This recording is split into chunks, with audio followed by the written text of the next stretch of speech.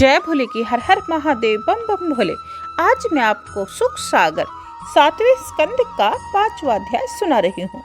हरि विनती प्रहलाद ने किने विविध प्रकार ता कारण कश्यप तने भय कोपवश्चार सुत हत्या हित दैत्य ने किने जतन अनेक रक्षा करी जगदीश ने राखी भक्तन टेक।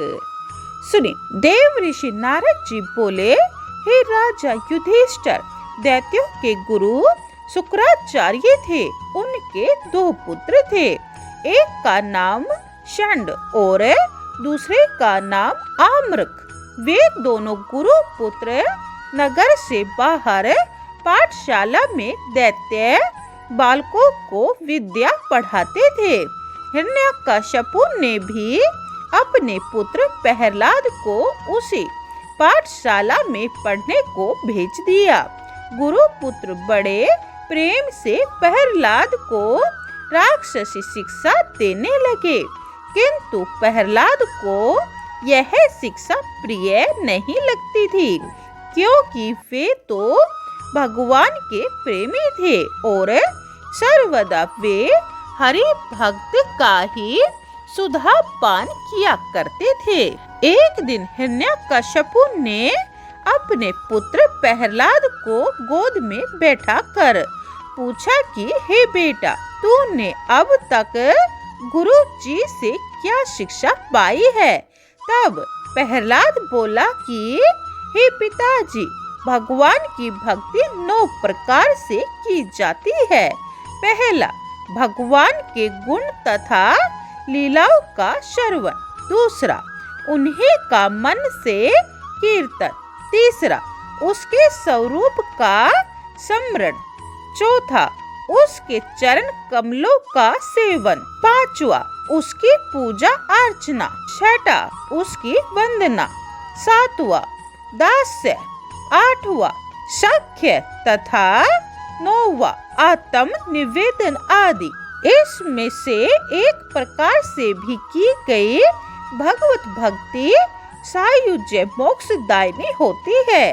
मनुष्य उन्हें परमात्मा की देवी माया में भूले रहते हैं, अपने अभिमान यानी अहंकार में मत वाले हुए अंधे बने रहते हैं। परंतु वास्तविक कर्तव्य तो यही है कि उस परमात्मा को सत्य स्वरूप समझे कि उसी में त्रिलोक्य व्याप्त हो रहा है, जो चराचर का स्वामी है। अतः संसार को अंधकूप समझकर उसको त्याग दे और एकांत वन में सच्ची हार्दिक भावना से परमात्मा का भजन एवं उपासना करें। बस यही एक जीवन में सार वस्तु है। इस विश्व में जन्म लेने का केवल एक यही सैद्धांतिक कर्तव्य है। श्री हरि का भजन ही सत्य है और सब संसारिक प्रपंच मिथ्या है। इतना सुनकर हिरण्यकश्यपु उस प्रहलाद पर बहुत क्रोधित हुआ और वह शीघ्र ही पाठशाला में पुत्र सहित जाकर गुरु पुत्रों को सरोष डांटने लगा कि तुमने इनको क्या शिक्षा दी है? अरे षंडामर्क, अब कान खोलकर सुन लो और इसे सही शिक्षा मेरे कुल के अनुकूल ही दो, वरना तुम्हारी खैर नहीं। हे राजन, इतना कहकर दानवराज अपने महलों में आ गया और गुरुपुत्र शिष्य प्रहलाद को एकांत में ले गए और प्यार करते हुए उसे समझाने लगे कि हे प्रहलाद, तुमको यह ईश्वर के भजन करने की शिक्षा किसने दी? तब प्रहलाद बोला कि हे गुरुजी, इसको तो मैं स्वतः ही जानता हूँ। तब गुरु पुत्रों ने उसे बहुत डांट कर आर्थिक काम और राजनीतिक शिक्षा देना आरंभ किया। प्रहलाद सब कुछ बताया हुआ पाठ याद तो कर लेता था, किंतु उसको वह प्रिय नहीं लगता था। गुरु पुत्रों ने समझा कि प्रहलाद अब तो दानव कुल की शिक्षा याद कर चुका है, अतः इसको राजा के पास ले जाना चाहिए। ऐसा विचार कर वे प्रहलाद को साथ लेकर पहले उसकी माता कयाधु के महल में गए। प्रहलाद ने माता को प्रणाम कर चिरंजीवी आशीर्वाद प्राप्त किया। इसके अनंतर माता ने उसे स्नान कराया और स्वच्छ अच्छे कपड़े पहनाए। फिर गुरुवर शिष्य प्रहलाद को हिरण्यकश्यपु के पास ले गए। हिरण्यकश्यपु को प्रहलाद ने जाते ही प्रणाम किया, जिससे वह उससे अत्यंत प्रसन्न हुआ और उसको आशीर्वाद देते हुए प्यार सहित अपनी गोदी में बैठा लिया। फिर वह प्रहलाद का मुख चुंबन करता हुआ पूछने लगा, बेटा तुमने आज तक क्या शिक्षा पाई? प्रहलाद बोला, पिताजी यही उत्तम शिक्षा है कि भगवान के भजन से बढ़कर कोई भी वस्तु संसार में प्रिय नहीं। आप भी उन्हीं का ध्यान किया कीजिए। संसार की सब वस्तुएं आसार हैं और ईश्वर भजन ही सार युक्त है। इतनी बात सुनते ही हिरण्यकश्यपु ने प्रहलाद को गोदी से उतार कर धरती पर खड़ा कर दिया और अपने विकराल दांतों वाले दैत्यों को बुलाकर आज्ञा दी कि इसको त्रिशूल फर्शा आदि से मार डालो। चंडामर्क गुरु तो थर थर कांपते हुए वहां से शीघ्र ही छिपकर भाग गए।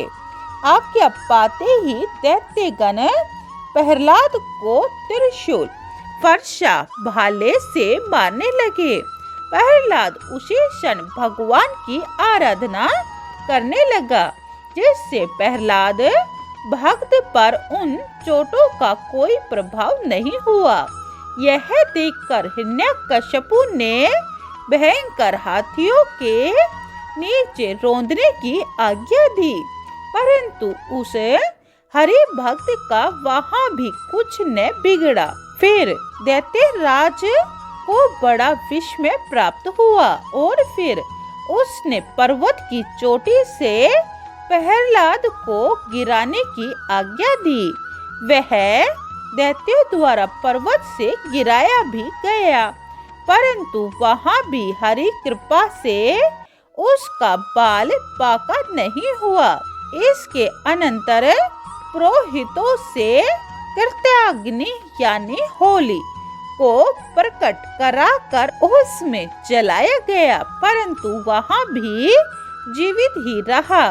विष, सर्प, दंश आदि से उसे मारने का प्रयत्न किया, परंतु सब निष्फल रहा।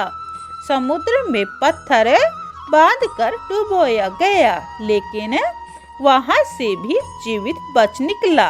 हे राजन, जब प्रहलाद भगत की मृत्यु किसी भी प्रकार से न हुई, तब दैत्यराज अत्यंत चिंता रूपी सागर में डूब उठा और अपने मस्तक पर हाथ रखकर नीचे पृथ्वी देखता हुआ सोचने लगा कि अब क्या किया जाए।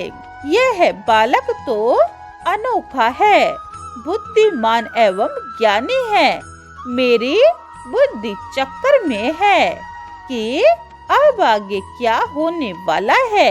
मेरे भाई के शत्रु का भजन करता है, इसकी मृत्यु किसी विधि से होती ही नहीं है। मैं जानता हूँ कि यह बड़ा होकर मेरे इन अत्याचारों का अवश्य ही बदला लेगा।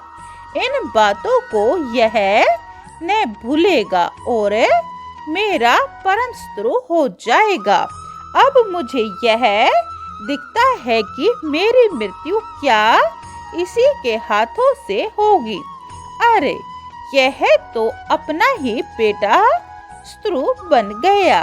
इस प्रकार शोक में मगन हुआ हिरण्यकश्यपु को देखकर मंत्रीगण एवं गुरुपुत्र आदि उस दानव के भय से भयभीत हो उसे धैर्य देते हुए बोले, हे महाराज, आप किसी प्रकार की चिंता न करें।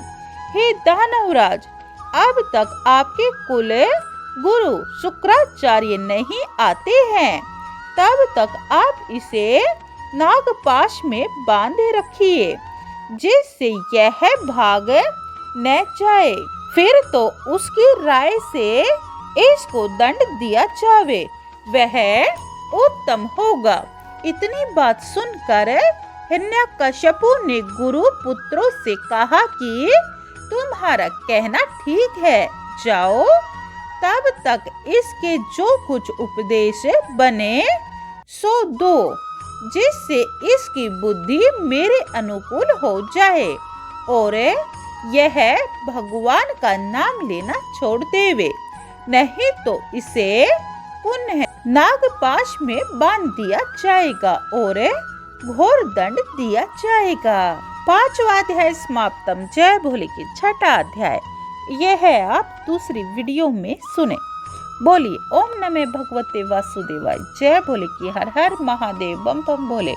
अगर आपको इस चैनल पर पूरी सुख सागर सुननी है तो यह चैनल सब्सक्राइब कर ले और कमेंट में जय भोले की या ओम नमः भगवते वासुदेवाय लिखे। जय भोले की हर हर महादेव बम बम भोले।